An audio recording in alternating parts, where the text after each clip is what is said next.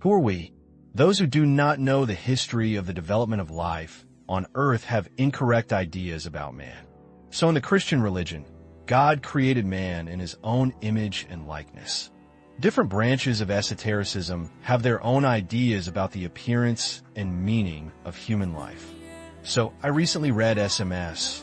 Although we came to this world as animals, we still have the potential and opportunity to become people. This is how it seems if you look at man and his development in a narrow range of time. Let's start thinking. Man is the highest level of development of living organisms on Earth. Yes, although the most developed, man is still an animal. Biologically, man belongs to the mammalian hominids, human-like creatures that appeared about 550,000 years ago. In the competitive struggle, we defeated other animals because as a result of a failure in the genetic code, one species of primates began to develop work skills and mental abilities at an accelerated rate. The structure of the hands also contributed to work and the fight against competitors. Man differs from other animals by his increased socialization. Animals also live in packs, colonies to make their lives easier. But in science, socialization is usually applied only to people. The particularly rapid development of people began with the time when we took up agriculture and organized states to improve our lives.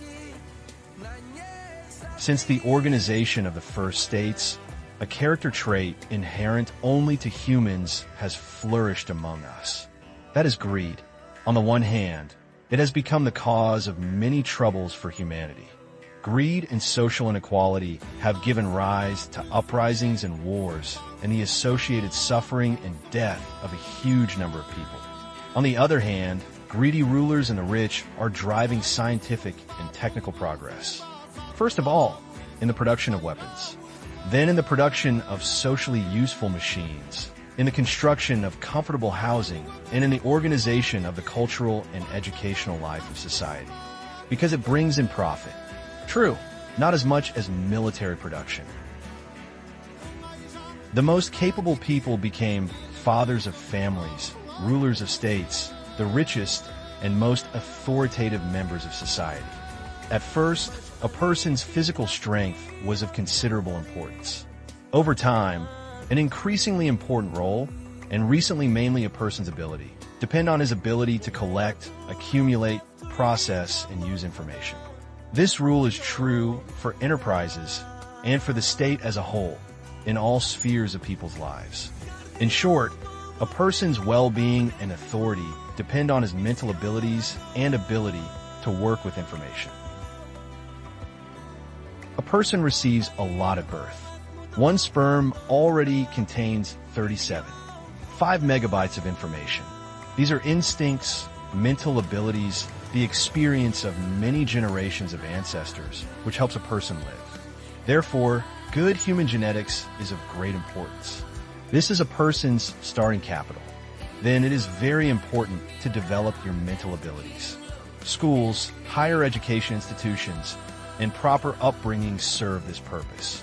Many people, after receiving an education, continue to improve themselves in scientific, educational, and cultural activities. Teachers, writers, artists, and other intellectuals are the carriers of the genetic code of human development. Therefore, they're the most valuable members of society. They are revealed as a result of great work on self-development of the individual. It is interesting that by pumping information through oneself, a person prolongs his life. It is important not only to study something diligently, but also to share your knowledge with others. If the accumulated information is not shared with other people, the heat death of the information system, spiritual life, and at the same time, the physical condition of a person will occur. Gerontology says that the physical life of cells is prolonged as a result of powerful information flows through the cells of the human body. Not only the information flows through the cells of the brain are important. A person thinks with his whole body. The lives of famous scientists and writers of past centuries who lived to a respectable age prove this. Everyone has seen their portraits on the walls of schools. This proves the correctness of the conclusion of gerontology. At the same time, the average life expectancy was almost 2 times shorter than that of celebrities. On average, they lived 30 to 40 years. Among the approximately 8 billion people on Earth, there are many chronically and hopelessly ill people who live with artificial respiration and blood circulation. It is difficult to consider them full-fledged people. At least in the classification of a person, nothing is said about his physical and mental abilities. There are many unhappy people in the world who, under feudalism and even in modern capitalism, beg, consume alcohol and drugs, live in cardboard boxes, or in landfills. They were brought there not only by bad genetics, but by social relations, the greed of the rich, and the laziness of self-improvement, the inability to work with information. At the same time, there are exceptionally capable people who, despite their physical disabilities, have great achievements in science and public life. For example, Stephen Hawking.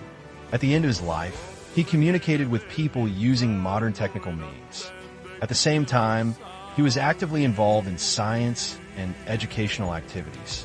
Stephen Hawking, in his helpless position, gave lectures and held scientific seminars.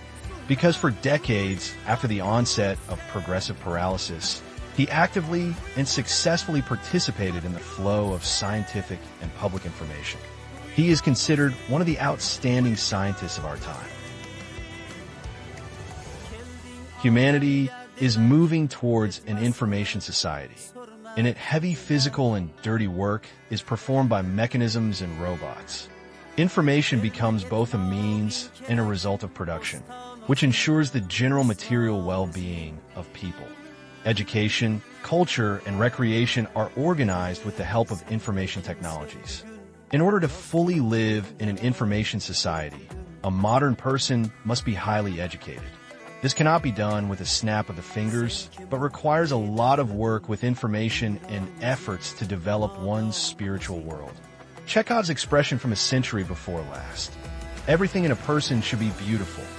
Face, clothes, soul, and thoughts is quite modern.